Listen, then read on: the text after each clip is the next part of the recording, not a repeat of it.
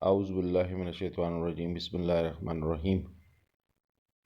Dear students, today we have a theorem, Cauchy theorem for abelian groups.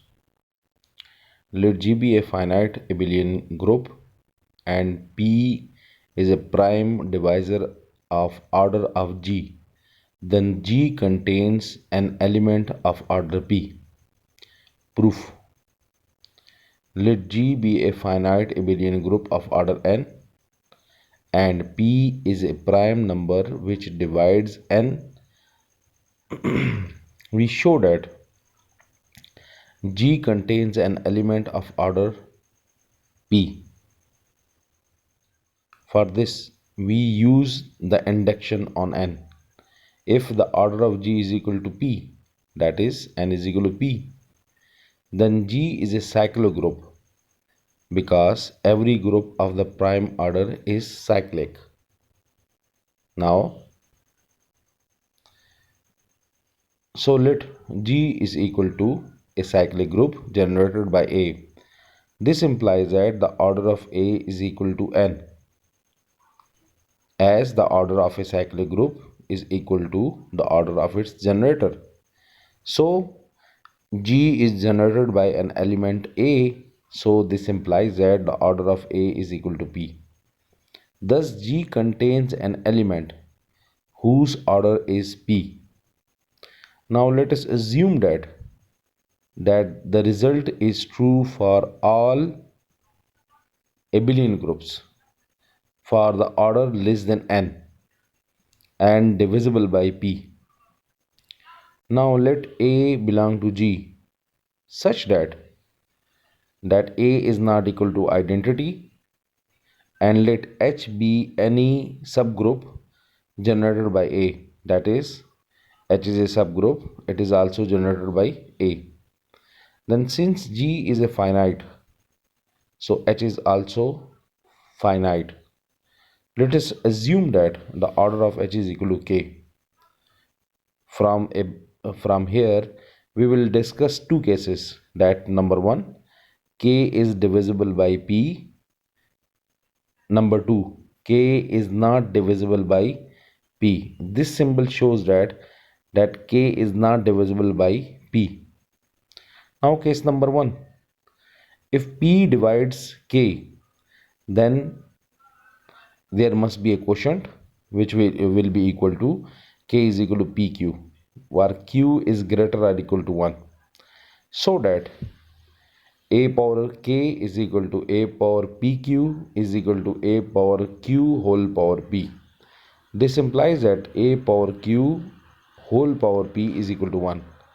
H is a cyclic group generated by an element A, and since the order of H is equal to the order of its generator, so therefore we can say that A power Q has order P. But we know that A power Q belong to H, as A belong to H, because A generates H. So this implies that A power Q belong to G. Thus G contains an element A power Q of order P, because A power Q whole power P is equal to 1. Now we have second number case. If P does not divides K, that is P does not divide K. Now since G is n abelian, so the every subgroup of G is normal in G. Therefore we can say that H is normal in G. So the factor group this exists. Now the factor group order is equal to the order of G divided by order of H, and its order must be less than n because it is dividing by the order of G is dividing by the order of H, and the order of G is equal to n, and H order must be greater or equal to 2. So therefore the order of the factor group must be less than n. Let's suppose the order of the factor group is equal to m, where m is less than n. So the order of G divided by G divided by order of H is equal to m. This implies that order G divided by K is equal to m, and G order is equal to mk, this implies that n is equal to mk. Now p divides n, this implies that p divides mk. And when p divides mk, but we know that p does not divide k, this implies that p divides m.